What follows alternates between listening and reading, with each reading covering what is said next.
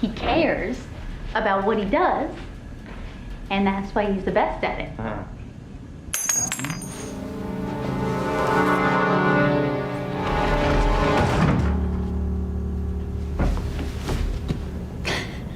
We're introduced to a quiet, unassuming tailor shop, owned by an elderly man named Leonard Burling. At first glance, Leonard appears ordinary, reserved, precise, dedicated to his craft. But Leonard isn't originally from America. He's British. Before coming to Chicago, he spent years working in one of London's most prestigious fashion houses, a place where excellence wasn't optional, it was expected. Eventually, for personal reasons, Leonard left England behind. He came to Chicago and opened this small shop. A simple place. Quiet. Respectable. To help him run it, he hired a young woman named Mabel. Mabel isn't like Leonard. She's energetic, curious, restless. While Leonard focuses on precision and discipline, Mabel handles customers, conversations, and the day-to-day energy of the shop. But Leonard doesn't just make clothes. He studies people. To him, tailoring isn't about fabric. It's about understanding the person wearing it. Before making a single cut, he observes posture, confidence, insecurities. Does he stand with confidence? Every detail matters, because the perfect suit starts with the perfect understanding of the person. Over time, Leonard's shop becomes known across Chicago. Wealthy clients come regularly. People with influence. People with power. And among them, one particular family stands out. The Boyle family. A powerful mafia organization. Dangerous. Respected. Feared. But they don't just come for suits. They come for something else. Inside Leonard's shop, there's a mailbox. To outsiders, it looks harmless. A place for messages, requests, notes. But in reality, it's something much more. A dead drop, used to exchange information, quietly, secretly. Leonard knows this, and yet he allows it. One evening, Richie Boyle arrives at the shop, the only son of the Boyle family. He's not alone. He's accompanied by Francis, a trusted associate named Francis. Leonard doesn't react. He doesn't ask questions. He simply continues working. Focused, calm, unbothered. But Richie engages him, casually asking about a suit, who it's for, why it's being made. Leonard answers simply, without offering anything more than necessary. Will you excuse me, gentlemen? The outfit, man. Meanwhile, Francis checks the mailbox, sorting through letters. And then, he finds something important. A message from a rival organization. The outfit. The tone shifts instantly. Richie immediately asks Leonard to step out. Leonard complies, without hesitation. In the front of the shop, he notices a small box. He asks Mabel about it. Inside, a snow globe. London. Mabel explains she collects them. From different cities. Paris, Barcelona, places she dreams of visiting. She doesn't want to stay in Chicago forever. She wants more. Freedom, adventure, a life beyond this shop. Even she questions Leonard. You could live anywhere. Why here? Leonard pauses, then responds simply, "What's wrong with Chicago?" But Mabel doesn't hold back. To her, Chicago is limiting. And Madrid, and Barcelona, and Morocco, and to Paris. After Richie and Francis leave, the shop returns to normal. But the conversation between Leonard and Mabel becomes more personal. Leonard mentions a man from the neighboring shop, interested in her. Mabel dismisses it immediately. The one with the little mustache? Yes, like Errol Flynn. I do not need you telling me who to date. She's already involved with someone else. And Leonard quickly realizes who. Richie Boyle. So he warns her. Carefully. Richie isn't just some man. He's dangerous. Mabel understands that. She's grown up around people like him. She knows how to handle them. I've spent my entire life around animals like Richie Boyle. You want to get him to back off, you look him dead in the eyes and you pretend you're one of them. But Leonard isn't convinced. He sees something deeper. Something risky. Then, Mabel confronts Leonard in return. She knows what he wants. He wants her to become like him, to master the craft, to stay. But she refuses. She has her own plans. She's leaving one day, no matter what. Leonard accepts it. But even in that moment, he corrects her. She's folding the fabric wrong. To him, details matter. Always. Even in conversation. That night, the shop closes. Mabel leaves. But Leonard stays behind, working late into the night. Eventually, he falls asleep at his desk. And then, he dreams. Fire. Loss. Pain. Something from his past. He suddenly wakes up. The door opens. Voices. Mabel and Richie. They've returned. Together. And now, Leonard knows for sure. Their relationship isn't just speculation. It's real. I just said don't touch anything! Leonard is awake now. Alert. Listening.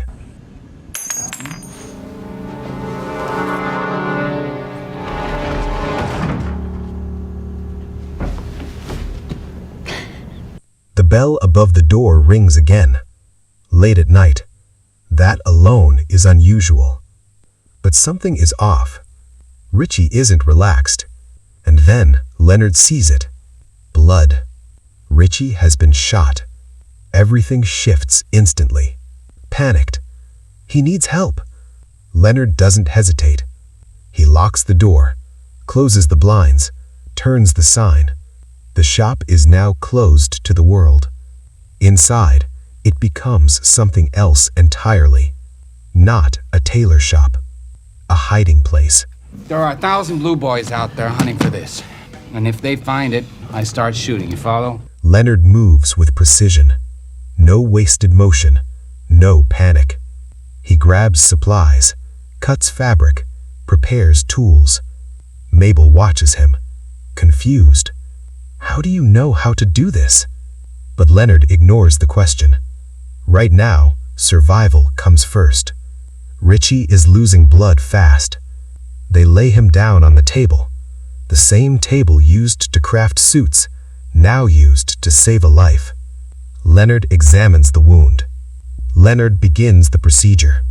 No anesthesia, no proper equipment, just skill, precision, control. Richie screams, but Leonard remains focused.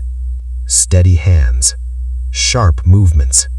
He removes the bullet, stops the bleeding, stitches the wound. It's not perfect, but it's enough. Richie survives. For now. The room is quiet again, but the tension hasn't left. It's grown. Because now there's a question hanging in the air. Who is the rat? Don't judge, I just don't want to be involved in whatever it is you do. No one leaves, no one calls anyone, until they figure out who the rat is. The shop becomes a pressure chamber, one secret, and no trust. And that's when things start to turn. Because suspicion doesn't stay contained, it spreads. Because if I get back, and that tape isn't sitting right there... And that's when you realize Leonard isn't just surviving this situation, he's shaping it. Quietly, carefully, like tailoring a suit. Every move precise, every word intentional. The game has begun, and no one else even realizes it yet. The tension between Richie and Francis reaches its breaking point. Voices rise, accusations sharpen, and Leonard quietly nudges it forward. A word here, a suggestion there, just enough to turn doubt into certainty. And then a gunshot. Richie drops. Silence. Francis stands there. He just crossed a line he can't come back from. It was because you're weak. But there's no time to process it, because not long after, the bell rings again. Roy Boyle enters, Richie's father, the head of the family. Cold, powerful, observant. He immediately senses something is wrong. Where's Richie? Francis answers quickly, too quickly. In this situation was to stay right here in case you turned up. He went out, looking for the guy with the cassette. Roy doesn't respond right away. Instead, he scans the room, and then he notices it. Richie's coat, still inside, in the middle of winter. That's not something a man like Richie forgets. Who walks out into the cold in December in Chicago without his coat? The room tightens. Roy slowly turns toward Leonard. One of his men raises a gun. Tell me what really happened. Before he can answer, the door bursts open again. Francis returns, dragging Mabel inside, a gun pressed against her. She did it. Everything shifts again. Francis frames her instantly. She's the rat, and she killed Richie. Mabel is terrified, but Leonard steps in. Not loudly, not forcefully, but strategically. He builds a story. Yes, we did. I'm sorry, Mr. Boyle. Richie didn't die here, Leonard says calmly. He left to confront LaFontaine. Roy narrows his eyes. Leonard continues. He was ashamed. Francis handled the rival crew himself, and Richie wanted to prove himself. Now the story isn't about murder. It's about pride, ego, something Roy understands, something believable. Francis tries to regain control. He doubles down. Mabel set him up. Then he reveals it. She was seeing Richie. That lands. Roy looks at her more closely now. And then recognition. I knew your father. Real tough guy, your dad. I wouldn't know. He wasn't really around much. But Francis doesn't care. He starts beating her, violently, demanding answers. Who are you working with? Each hit more brutal than the last. We'll clean up after. Leonard watches, then quietly leaves the room. No one stops him. Moments later, Leonard returns. I just received a call from Richie. The room freezes. Leonard continues. He's alive. He's hiding from LaFontaine's people. Hope flickers. But this isn't hope. It's bait. Leonard just set a trap. Roy makes a decision. They're going after him. But Francis hesitates. Something doesn't sit right. So he stays behind. And that changes everything. Because now it's just him, Mabel, and the truth. The energy shifts. No more audience. No more performance. Francis looks at her differently now. Not as a suspect, but as a puzzle. And then he figures it out. Mabel isn't just involved. She's the rat, working with the FBI. Everything clicks. The information leaks. The timing. The risks she took. It all makes sense now. But instead of killing her immediately, they pivot. You got your hustle. I got mine. Now she has value. They arrange a deal with LaFontaine. Exchange the tape for money. But once again, Leonard is ahead. Because the tape is fake. He already switched it. Everything is moving exactly how he wants. The meeting is set. Tension is high. LaFontaine's people arrive, but it's a setup. Shots ring out. Francis is hit multiple times. LaFontaine's crew grabs the tape and leaves, believing they've won. But they didn't, because Leonard gave them nothing. Just another layer of deception. Now, it's over. Mabel is free, alive, and for the first time, safe. She gets the money, the opportunity she always wanted, a way out. Enough to convict any remaining Boyles of a dozen crimes and Madame LaFontaine. She turns to Leonard. Come with me. A real offer. A fresh start. But Leonard gently refuses. I'm too old. Mabel leaves. Leonard begins packing, and then he sets the shop on fire, erasing everything. The past, the evidence, the identity.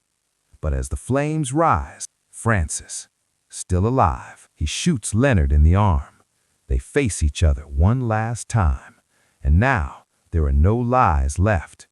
Leonard tells him the truth about who he really is, his past, the violence, the life he left behind.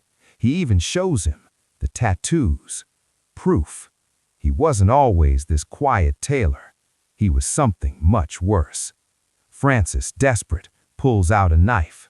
One last attempt, but Leonard is faster. He overpowers him and kills him. Instantly, Leonard walks away, and now he disappears, ready to start again, somewhere else, as someone else.